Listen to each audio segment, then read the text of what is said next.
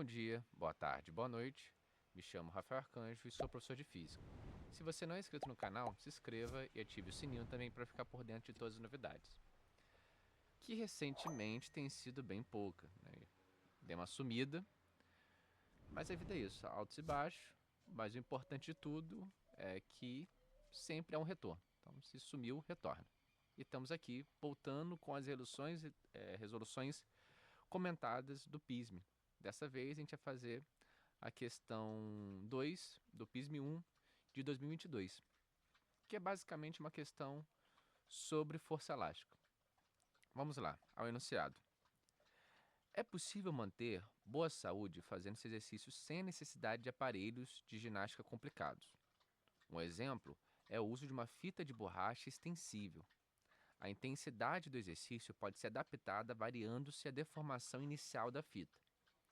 O gráfico ao lado mostra o módulo da força F que uma pessoa deve realizar sobre uma fita para deformá-la de um comprimento ΔX. Beleza, então olha o gráfico, eu vejo que o gráfico é um gráfico de força, que é me dado em newtons, por elongação da mola, por deformação da mola dado em centímetros. Quando eu olho esse gráfico, e essa é uma informação anterior à resolução da questão, assim, eu estou analisando o enunciado, basicamente. Eu olho esse gráfico e vejo a distância está em centímetro, não está no Sistema Internacional de Unidades. Então a primeira coisa que vem na cabeça, eu sei que em algum momento eu vou ter que converter essa unidade. Eu vou ter que passar de centímetro para metro. Isso é uma coisa pré-realização do exercício, né? Estou analisando o enunciado e vejo que eu tenho que fazer isso. É bom você tentar, porque se não fizer, vai dar errado, né? Beleza.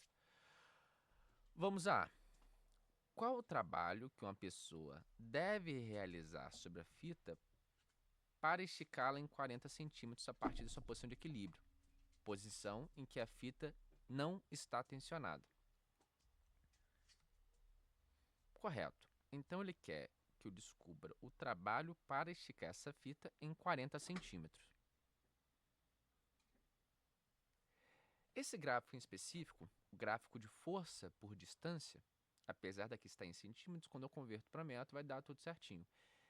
Força por distância, quando eu calculo a área embaixo desta curva, ou seja, eu calculo esta área aqui, abaixo do meu gráfico,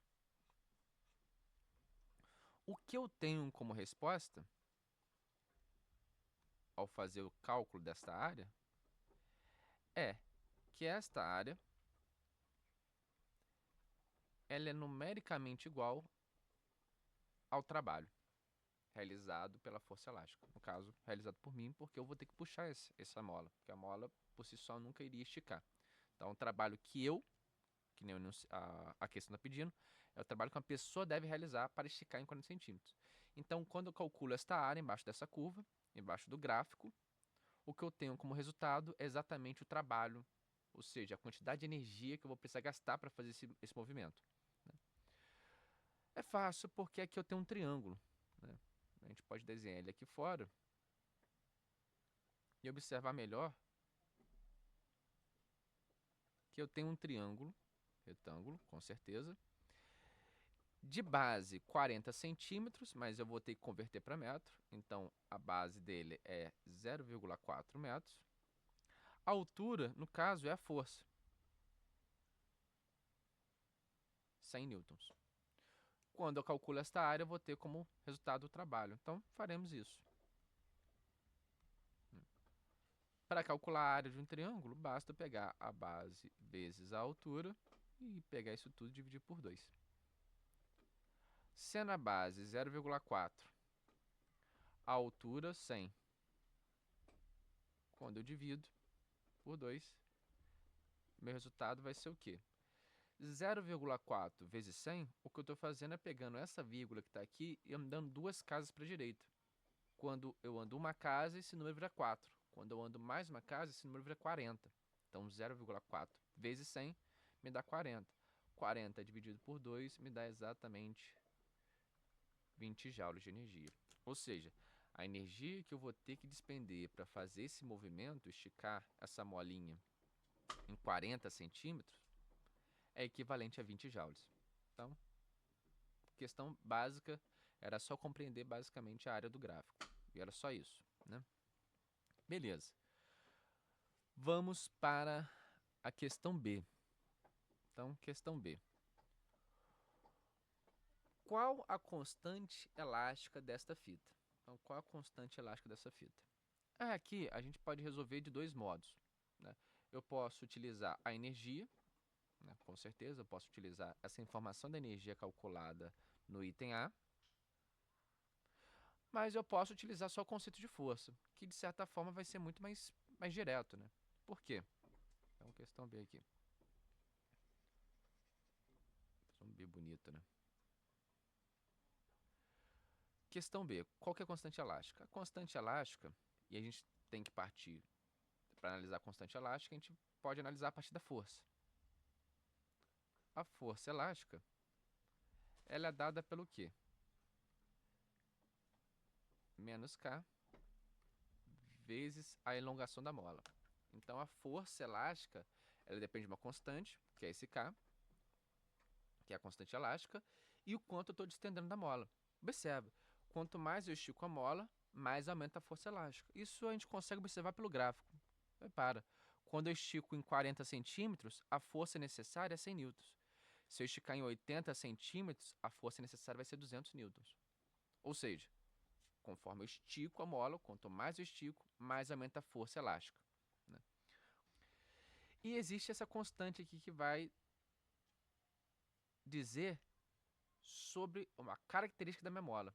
Se eu tenho constantes elásticas altas, valores altos, grandes, o que eu tenho como resultado é o quê?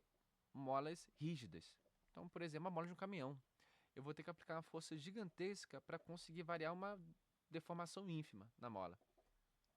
Agora, se eu pego aquelas canetinhas de clique e tiro aquela molinha que tem dentro dela, você vê, você aperta um pouquinho a mola já comprime por inteiro. Ou seja, é uma mola macia. Eu tenho que realizar pouca força para ocasionar um deslocamento interessante, né? Considerável. Então, beleza. O que ele quer é exatamente esse K. Para eu conseguir analisar esse K, eu tenho que isolar ele na equação. Para fazer isso, o que eu estou fazendo é dividir x dos dois lados, de modo que eu vou ter que o K ele vai ser a força elástica dividido pela elongação. Ah, mas esse sinal menos você tirou do nada. É porque esse sinal menos ele diz respeito ao sentido da força apenas. Na física, o sinal vai nos dar essa informação de sentido da força. Esse menos ele está dizendo o quê? Que essa força é contrária ao deslocamento. Se eu estico a mola, aparece uma força querendo comprimir a mola.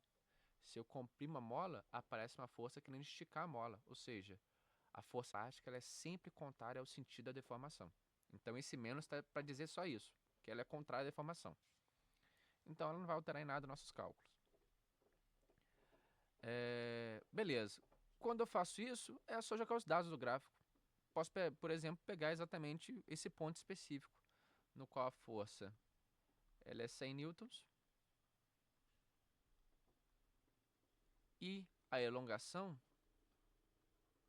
é de 0,4 metros. Lembra, eu sempre tenho que trabalhar com o Sistema Internacional de Unidades. Sempre. Tendo isso,